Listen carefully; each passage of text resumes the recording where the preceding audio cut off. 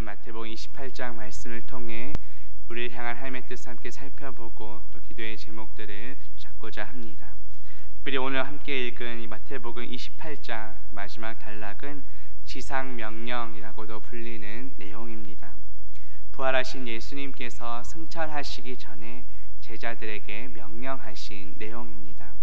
오늘 말씀을 통해 예수님의 지상명령이 무엇인지, 또 오늘날 주님의 제자된 우리들은 이제 어떻게 살아가야 하는지 함께 깨닫는 저와 성도님들 되시기를 주님의 이름으로 바라겠습니다. 본문 16절에 보시면 11 제자가 갈릴리에 가서 예수께서 지시하신 산에 이르러 라고 말씀합니다. 원래 우리가 잘 아는 대로 예수님의 제자는 12명이었습니다. 그런데 이곳에서는 왜 11 제자만 나왔습니까? 바로 예수님을 배반한 가룟 유다가 제외되었기 때문입니다. 가룟 유다를 제외한 나머지 11 제자들은 예수님께서 지시하신 산에 이르게 됩니다. 예수님께서 지시하신 산은 어떠한 곳입니까? 성경에서 산은 주로 예수님의 말씀이 전파되는 곳, 또 하나님과 만나는 기도의 장소로 나타납니다. 구약에서 모세도 하나님께 십계명을 받은 곳이 산이었습니다. 또 예수님께서 산상수훈을 가르치신 곳 역시 산입니다. 이제 마지막 예수님의 지상명령 역시 산에서 주어집니다. 오늘날 우리가 하나님을 만나고 말씀을 듣고 기도하는 장소는 어디입니까? 교회에서, 또 각 셀 공동체 안에서, 또 일상의 우리 삶의 자리에서 날마다 주님과 동행하며 또 말씀을 듣고 기도하는 저와 성도님들 되시기를 주님의 이름으로 바라겠습니다. 본문 17절에 보면 예수를 배웁고 경배하나 아직도 의심하는 사람들이 있더라고 말씀합니다. 예수님을 경배하는 자들도 있었지만 그 가운데는 의심하는 자들도 있었습니다. 이전에 예수님의 제자들 중에 의심하는 제자는 도마였습니다.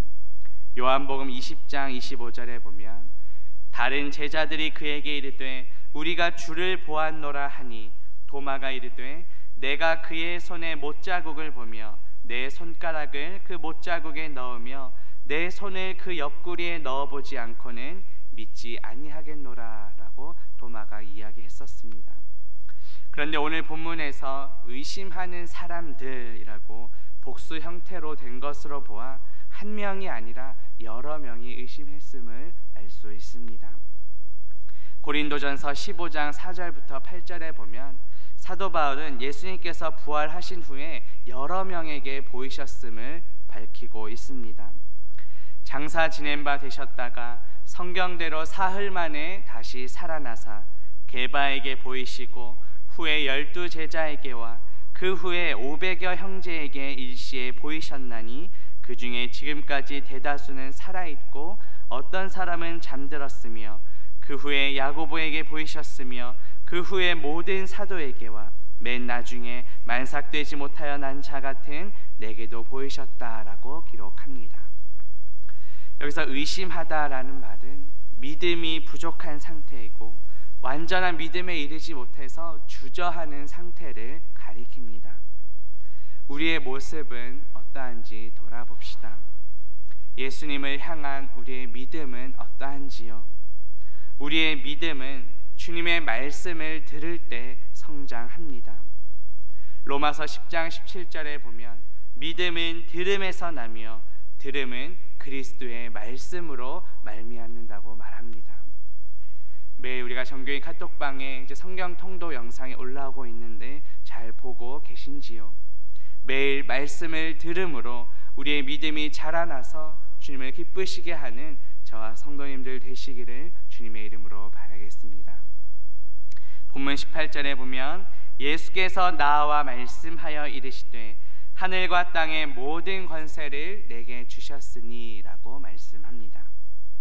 예수께서 나와 말씀하셨다고 말합니다. 제자들에게 가까이 나아오셨음을 가리킵니다. 이것은 제자들에게 특별한 말씀을 주시기 위함입니다. 제자들에게 말씀하시는 예수님은 어떠한 분이십니까? 예수님께서는 하늘과 땅의 모든 권세를 가지신 분이십니다. 하늘과 땅은 하나님이 다스리고 통치하시는 모든 영역을 가리킵니다. 다시 말해 우리 예수님께서는 온 우주 만물을 다스리고 통치하시는 분이십니다. 그 안에는 우리 모두의 삶도 포함되어 있습니다. 나의 삶의 주인은 누구입니까? 내 삶의 왕은 누구입니까? 혹시 내가 왕되고 내가 주인인 것처럼 살아가고 있진 않은지 돌아봅시다. 오직 예수 그리스도께서 나의 삶의 왕 되시며 주인 되시는 삶을 살아가는 저와 성도님들 되시기를 주님의 이름으로 바라겠습니다. 하늘과 땅의 모든 권세를 가지신 예수님께서 이제 제자들에게 어떠한 명령을 내리고 계십니까? 오늘 본문 19절과 20절 앞부분에 보면 그러므로 너희는 가서 모든 민족을 제자로 삼아 아버지와 아들과 성령의 이름으로 세례를 베풀고 내가 너희에게 분부한 모든 것을 가르쳐 지키게 하라고 말씀하십니다. 이 그러므로라는 것은 앞서 18절 말씀이 지금 하는 명령의 근거가 된다는 뜻입니다.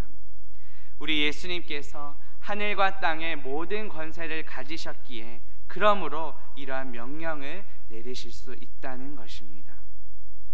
예수님께서는 어떠한 명령을 내리십니까? 가서 제자로 삼아 세례를 베풀고 가르쳐 지키게 하라고 말씀하십니다. 그런데 이 네 가지 단어 중에 가장 중요한 것이 무엇일까요? 바로 제자로 삼으라는 것입니다. 제자로 삼으라는 말이 이 중에서 유일하게 명령형 동사로 사용되고 있습니다. 나머지 가서 세례를 베풀고 가르쳐 지키게 하라는 분사 형태로 되어 있습니다.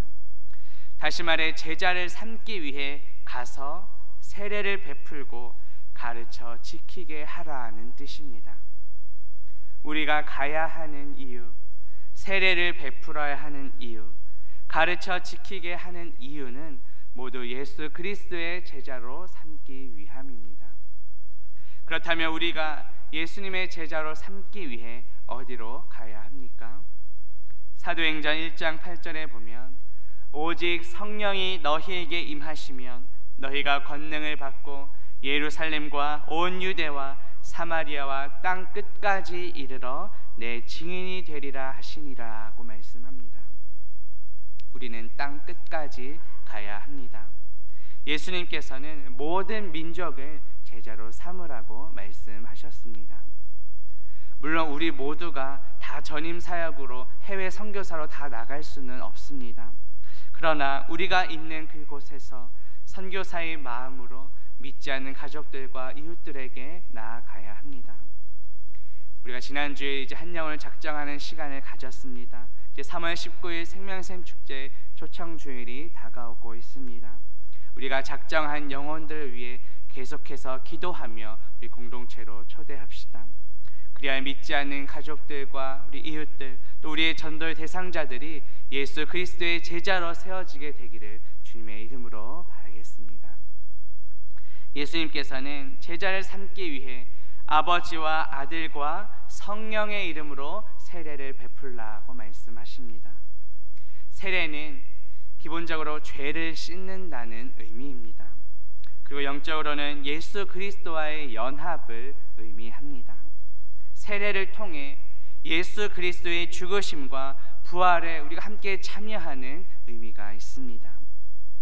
그렇다면 우리 모두가 아무렇게나 아무한테나 다 세례를 줄 수 있는 것입니까? 그렇지는 않습니다. 우리 대한예수교 장로의 예배 모범에 보면 세례는 반드시 합법적으로 안수를 받은 목사가 행하여야 한다라고 되어 있습니다. 그런데 비록 세례 의식 자체는 목사에 의해 진행되지만 세례는 누구의 이름으로 주어지는 것입니까? 아버지와 아들과 성령의 이름으로 주는 것입니다. 이것을 통해 우리는 성부, 성자, 성령 삼위일체 하나님을 보게 됩니다. 성부, 성자, 성령 삼위일체 하나님의 그 영원한 사랑과 그 사귐 가운데 우리가 초대되는 것입니다. 그 영원한 사랑 안에 우리 믿지 않는 가족들과 이웃들도 초대하는 저와 성도님들 되시기를 주님의 이름으로 바라겠습니다. 예수님께서는 모든 것을 가르쳐 지키게 하라고 말씀하십니다. 어떠한 일부분만 취하는 것이 아니라 주님의 모든 가르침이 다 중요하고 소중함을 보게 됩니다. 지난 주일 우리 임직자 선출이 있었습니다. 특별히 우리 교단에서는 장로고시와 목사고시 과목 중에 신조가 있습니다. 대한예수교 장로의 신조는 총 12항목인데 그중 첫 번째 항목에 보면 신구약 성경은 하나님의 말씀이니 신앙과 본분에 대하여 정확무오한 유일의 법칙이다라고 말씀합니다. 이단들은 자기 멋대로 필요한 말씀만 취하여 멋대로 해석합니다. 하지만 우리는 성경 66권 전부가 하나님의 말씀임을 믿습니다. 우리는 하나님의 모든 말씀을 가르쳐 지키도록 해야 합니다. 특별히 지키다라는 단어가 현재형으로 되어 있습니다. 한번 지키고 마는 것이 아니라 계속해서 지속적으로 지켜야 함을 의미합니다. 하나님의 모든 말씀을 계속적으로 삶 속에서 지키는 저와 성도님들 되시기를 주님의 이름으로 바라겠습니다. 예수님께서는 이렇게 명령을 내리신 후에 약속을 주십니다. 본문 마지막 20절 후반부에 보시면 볼지어다 내가 세상 끝날까지 너희와 항상 함께 있으리라고 말씀하십니다. 부활 승천하신 예수님께서는 이제 하나님 보좌 우편에 계십니다. 그리고 우리에게 보혜사 성령님을 보내주셨습니다. 그래서 예수 그리스도를 믿는 우리 안에는 이제 성령님께서 거하십니다. 지난 주일 설교 말씀 통해 들은 것처럼 성령은 곧 예수 그리스도의 영이십니다. 따라서 예수님께서는 성령으로 우리 안에 계십니다. 잠깐 있다 떠나시는 것이 아니라 세상 끝날까지 함께 하시겠다고 약속하십니다. 세상 끝날까지라는 말은 세상의 완성 때까지라는 말입니다. 예수 그리스도께서 이 땅에 오심으로 하나님의 나라가 시작되었습니다.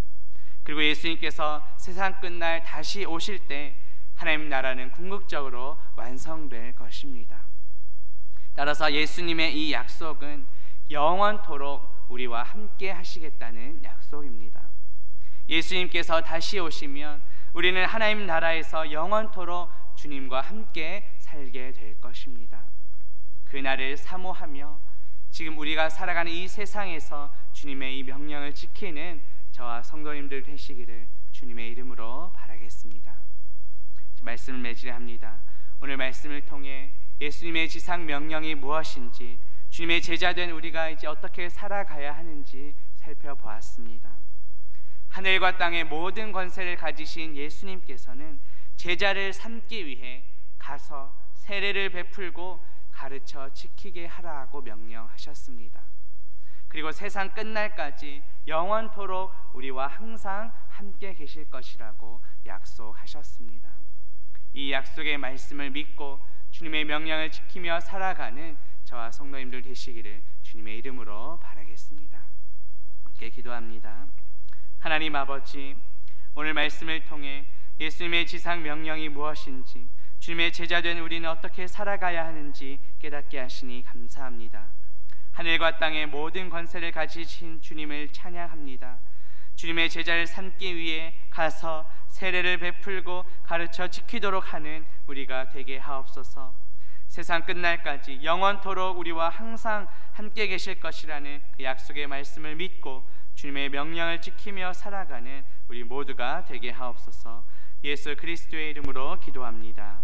아멘.